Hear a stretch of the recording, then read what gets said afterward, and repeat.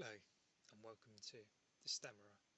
Today on my story we will tell the story of Lucy Clegg. I would like to thank her for her time today and sharing her story on our podcast. Please enjoy and thank you for listening. Welcome to the show. So Thank you. the whole point of this is to highlight people with a stammer. I've had one since the age of 7, so that's 33 years ago, and over the years, I've had to fight, like to battle, to everything else. So I've now told kind of my story, and I now want to kind of hear and promote, like other people's story because I don't think we get enough out there. So it's really, No. really nice, and you can have as much, you know, slow or fast as you like. So what's really key for me is to kind of understand who you are, when you kind of when did you when were you first aware that you had the stammer, and kind of what's happened in your life, and about school and like the teen years and that kind of stuff. So Yeah. the floor's yours. Yeah. Yeah. Well, I first started stammering in early childhood, Hmm. um, at about 2 or 3. Oh wow, okay. Yeah. And it was, I think, um, my mum had noticed it and mentioned it to the health visitor, but Hmm. I don't think they really said Mm. too much then. But then it sort of went, and it didn't really come back. Yeah, then it didn't really reappear until sort of late, early uh, high school. And can I ask, was there anything in particular that happened, um, or was it just came back and then you kind of started to think about it more? I mean, like, I don't know. It's. I mean, I do think it's quite sort of strange how it. I mean, apparently it can happen, but hmm, it. Yeah. It just seemed to go for a few years, and then I think it really became noticeable when I had to read hmm, out in front of the class when I yes, was about sort of uh, well, guess I would have been about 12, and that was quite embarrassing. And the other kids would laugh, and really, and yeah, really, and how it was just were awful. the like other children? Because I mean, again, I can sympathise completely. I mean, that was for me one of the things that I absolutely hated. Right, was when I knew in class on an English day where we had a book and I knew and they all kind of knew, and it came to me and I just absolutely just dreaded it. I mean, I was fortunate enough, and this was more so probably, as you say there, when I went to secondary school, Mm, and you know, I could feel myself. I could feel like I used to get really like anxious, and I'd feel hot and that kind of stuff. And then the moment that it was on me, and I'd kind of like they forced me to read a page. mm, And luckily for me, the kids in the class, I mean, obviously you kind of had the odd, you know, ones, but for me, I had quite a positive experience with the kids at school. They weren't too bad. So, from your experience, how were the kids in your class? So, you said that they used to laugh and. yeah, I mean, not all Mm, of them, mm, but it was, but I certainly, uh, I certainly picked up that, mm, that they, that a lot of people found it found it quite funny. And But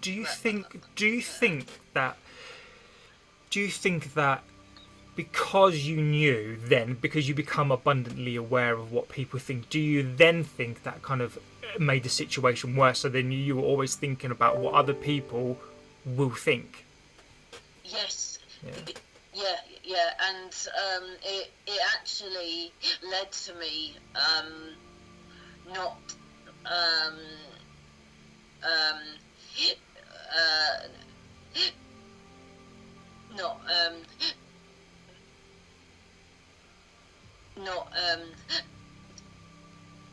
actually doing um, a lot more reading out, and it Mm-hmm. would actually lead me to say no. Mm-hmm. Yeah, because I just didn't. I think it was mainly because I just didn't really want to feel so on the spot. And yeah, it was yeah. So I like reading. So Because I think uh, people sorry, John. miss. Sorry, yeah. It says I think people miss. People just think that because you can't read aloud that you don't like to read, right? It's like in like my own head, I can like it's almost like you want to read, right? And you're so itching inside, you're screaming out to be like, I love to read, I want to read, but I physically can't read. It's not because I can't read. And do you think that then people had a misconception or misperception of you because you couldn't say things and words, so maybe they didn't perhaps think you were as smart as you are, or do you think there was a perception of you then as a child because you couldn't get all your words out? Yeah, I think so. Yeah, I did feel quite sort of judged because of it, and as well as starting um, to not read out, it it it started becoming noticeable in my everyday speech as well. Mm-hmm. Um, so um, and it was a real shame because I had previously really enjoyed um, reading out, and I'd also done a bit of drama, so Oh it wow. was just so that was quite tough to sort of handle. And that's a So shame. And that's a shame because if there's something that you like, which is really funny that you say that, because again, that's something that I enjoyed. That like I enjoyed being like a class clown, and I went from kind of being able to do that to I guess when you become a teenager, you're so aware, right? And it's so difficult age whatever happens. So not only do you have to contend with being a teenager, but a teenager with a stammer, you're so self-aware, and then you're then more aware. But it's probably one of the worst things that you could probably have at that age, and it stopped yeah, me from doing so many things and participating, that I just wanted just to close myself off. I mean, how was it for you? yeah. I think that was part of the problem actually. I mean, I think it was with starting a new school and sort of getting used to a big change. That I think that probably made it worse. And yeah, I mean, as the teenage years tend to be quite sort of rocky. Anyway, then I think it did affect my confidence an awful lot. And that's a shame, isn't And it? and so I did start having speech therapy, Hmm. um, and well, it seemed to focus mainly on breathing, Hmm. um, and I think in the short term it did perhaps help a bit, but Hmm. in the long term it didn't really, Hmm. and it didn't focus on the more emotional aspects of it. And do you think? And this is the one thing that people don't seem to understand is that you can learn kind of like how to breathe and to talk slow. Okay, so there are times, and there've been times for me where for months I've been fluid completely. Okay, and I'll be able to talk, and the job that I do is I have to talk to clients and that kind of stuff. And when I'm in my comfort zone, I'm absolutely fine. But then there's that emotional bit to it, that when the moment that I'm uncomfortable and the moment that anything happens or I perceive that I stammer, then all that just goes out the window completely, and then I start to stammer again. So it's okay to learn stuff, but I think it's the emotional attachment of years of, there's so many years of, what's the word, where you have to battle, and so many years of the embarrassment and that experience, that the moment you're taken there, even now, I just go back to type, and my protection mode is a stammer.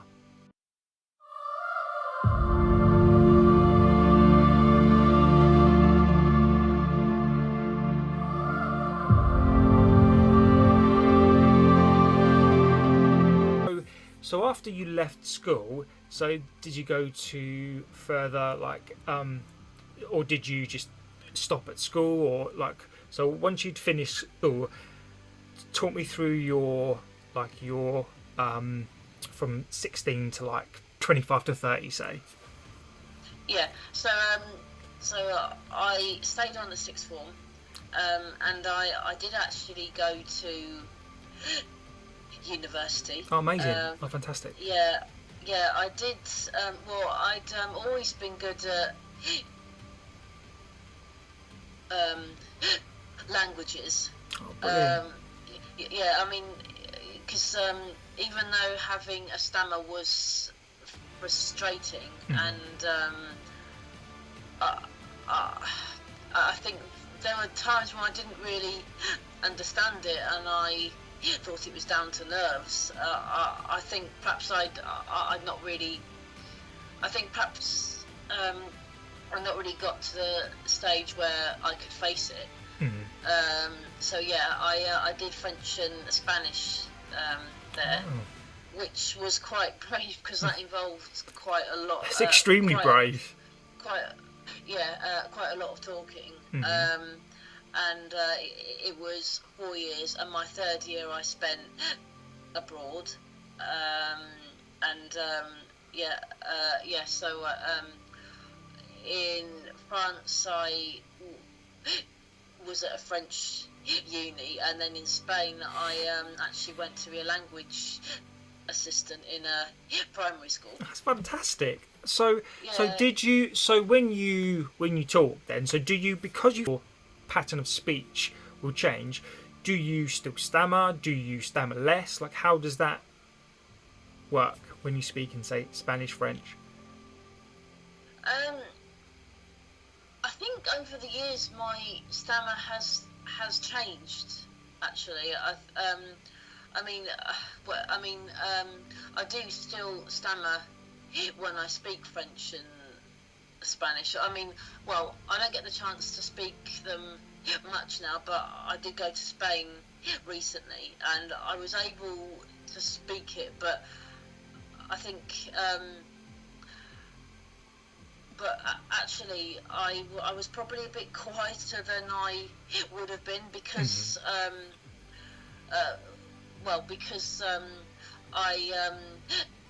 had a friend with me who speaks it. So she did quite a lot of the speaking. But so I was able to do it, but it is. When you've got that extra time and that sort of block, people don't necessarily understand that, and I think that's an extra challenge to contend with